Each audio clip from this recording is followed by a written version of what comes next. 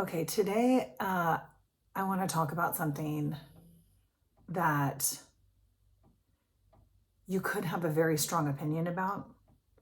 You might radically disagree with me, and there's your warning. So here goes. Stop saying something is hard. You, by saying something is hard, are making it hard. Okay, so this is what keeps showing up for me. It's been a minute. I have not been very active on social media or, communicating with my email list for about a week now, because last Tuesday I was in Florida. I don't even know where to begin. So much has happened. But the bottom line is, not to belabor the point,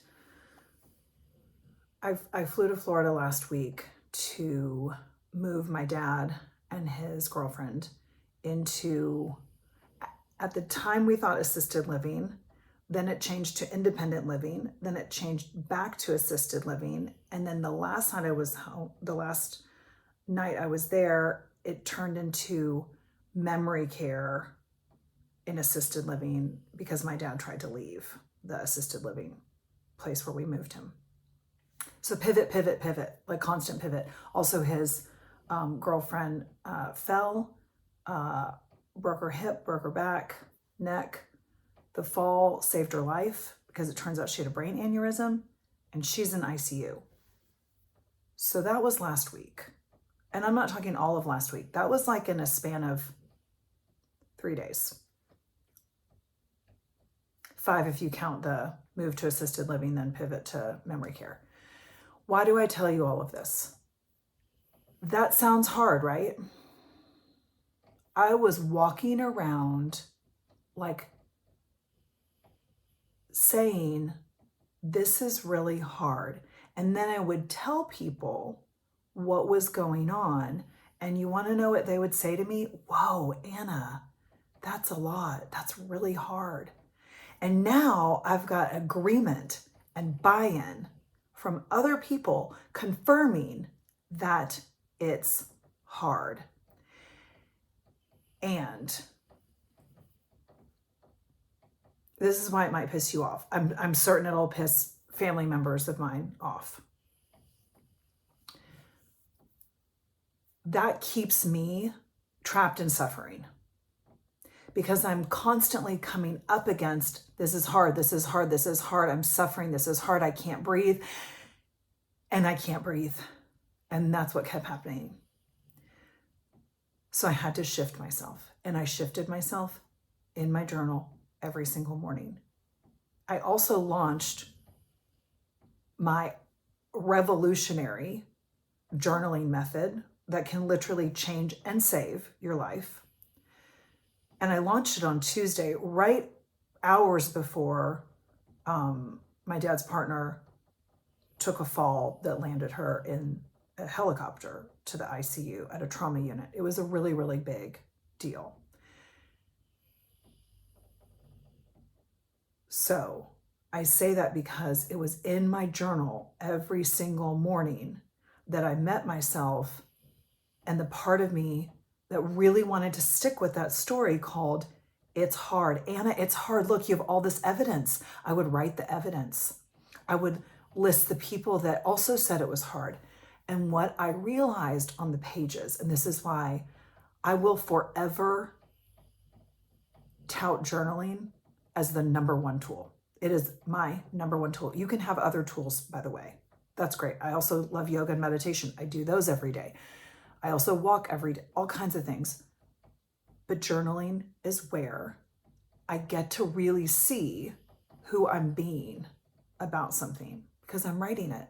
And I can't lie for that. Like, you mostly don't want to see the truth. And that's why those of you that say like, oh, journaling doesn't work, or oh, it's not for me, or oh, I don't know what to write. Bullshit. You don't like what you might write. And I'll tell you what, I really didn't like what I was writing. I did not like what a victim I was becoming in my life, in the situation. I didn't like that I was making my dad's memory loss hard. That's shitty. And I mostly got real fucking tired of my suffering. Because I know that while pain is one thing, suffering is a choice. You can have pain and not suffer. They're not the same. I'm not telling you that last week was not emotional. However, when I take a look at what unfolded last week, it was necessary.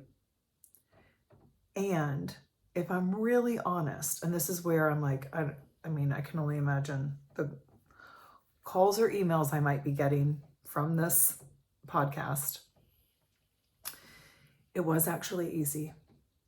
It was easy. I went down there on a Sunday night, and my dad and his girlfriend insisted on no assisted living and insisted on independent living, as did my dad's girlfriend's family. I am not about to force something upon anybody. And so I pivoted to independent living. And the only way for Christine, my dad's girlfriend, to see that they were not best suited for independent living was to fall and land in the ICU. That's what she needed in order to see, oh, you know what? Independent living, actually, like, I was just leaving to get from getting my taxes done, and I felt like maybe I am not as independent as I hoped I was, right? And there's nothing wrong with that. And it doesn't, because all those pivots happened, doesn't make it hard. It means you need to be agile. It means that there's going to be emotions along the way. I felt a full range of emotions last week. Everything from like deep sadness, anger, frustration, all of that, to like complete joy and compassion and empathy and celebration. Because I also let myself celebrate them leaving their home. And I had them celebrate them leaving their home moments before everything took a turn. So I want to just read some of the definitions of hard, right? Solid, firm, rigid, not easily broken. Okay, that makes sense. About a person, if they're hard, not showing any signs of weakness. Who wants that? Done, this was my favorite, done with a great deal of force or strength. Okay, that's where I stop. When you are having to force something, red flag. When we allow things to unfold, people to have the realizations that they need to have on their timeline, on the way that they need to do it, your life can actually be quite easy, right? When I think about the things that I have wanted in my life, they all happened when I let go. I remember really wanting to get pregnant. And I remember getting my period in a bathroom on my birthday with friends in Vancouver, Canada. And I was devastated. And I didn't know I really wanted to have a baby yet. We just started trying, and I was like, we'll see how this goes. And it wasn't until I got my period that I was like, oh, wow, I know I really do want to have a baby. And those next few months were not very fun, right? Because I got really attached And I started worrying that it was going to be hard because my mom had been an infertility patient. So I started to decide and believe that getting pregnant was hard. And that's the problem. My dad has Alzheimer's. Everyone will agree that that is a shitty disease to have. However, it's only hard when I continually make it hard. My dad is not having a bad time. He is having a really nice life. In fact, in a lot of ways, he's having a much nicer life than anybody else, right?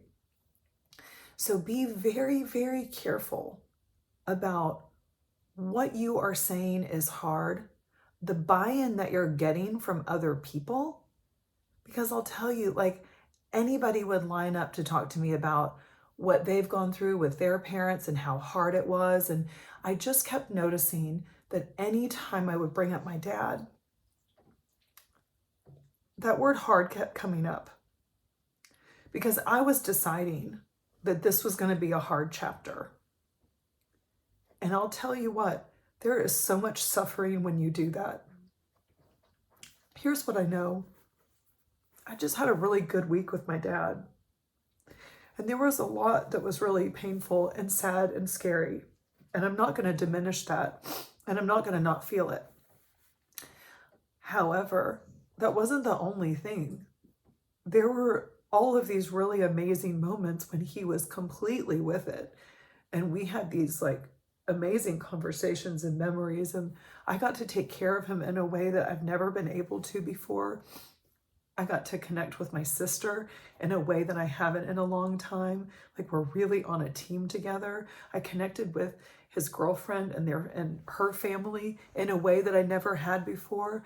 Like all of these things were really beautiful and great. And it is emotionally a lot. It's different than I'm used to. And it is requiring more energy than I'm accustomed to. I am dead tired in a way that like I really haven't been in quite a while. I mean, I'm sure since I had kids, because I think that was really tiring when they were really young and sometimes now. But anyway, my point is, take a look at where you are saying something is hard and where you are getting buy-in from other people. And I want you to consider that that's what's keeping you trapped. That's what's keeping you suffering, okay? I launched my class last week, and then I really haven't talked about it, but the doors are open. I moved the date because of everything that I have going on in my family right now. We're starting April 15th. It is a 6-week Journal Your Guts Out course. It is only $497. It is the cheapest I've ever done anything like this. And you are going to get me showing you the exact methodology to get to the truth for yourself. To get to the truth for yourself and not lose your fucking mind, right? I don't know how else to say it. It's like you go crazy to get sane on the pages in a safe environment with me. Something that I haven't shared is that anybody who does this course is going to get lifetime access to my weekly office hours. So if you're like, oh, I really want to learn how to journal, and then you do, and then you quit, no worries. You're going to be able to come back to any of the office hours that I ever have. It is literally lifetime. And I'm always going to be teaching journaling because it's my favorite thing in the whole world. It's the tool that I've leaned on, gotten my whole life out of, is showing up on those pages and telling the truth. So if that's of interest to you, go ahead and sign up now. If you want a little taste, next week, it's going to be Tuesday, Wednesday, Thursday. I'm going to tell you the dates right now. Just decided, is this working? Yes, it is the 8th, 9th, and 10th, Tuesday, Wednesday, Thursday at 8 a.m. Central. I'm going to do a 75-minute journaling workshop. So you can do all 3 days. You can do one day. You can do none of, I don't care, whatever you want to do. If you want to know what it's like to journal in this specific way to get through to yourself, you're going to want to sign up for that so that you can get a taste. April 8th, 9th, and 10th. All you have to do is send me an email, hello@annakmorris.com, and say, I'm in. I'll have a sign up page. I just haven't done it yet. So that's next on the to-do list, but I also wanted to get this podcast out the door. Yeah, that's all I have to say. You have so much more power. You have so much more power than you realize. And your language shapes your world. So be very aware of what you are saying, because what you are saying is what you believe. If you say work is hard, work is hard. If you say working out is hard, working out is hard. If you say making money is hard, my guess is you don't have a lot of money, right? If you say being in a relationship is hard, my guess is you're either not in a relationship or you're in a shitty one. And then you're going to find friends that say that, yeah, relationships are hard, because guess what? You're not going to be around people who say that relationships are easy and so much fun, because we always will attract our energy. Okay? So I love you. Thank you for listening. I'll be back again soon with another podcast.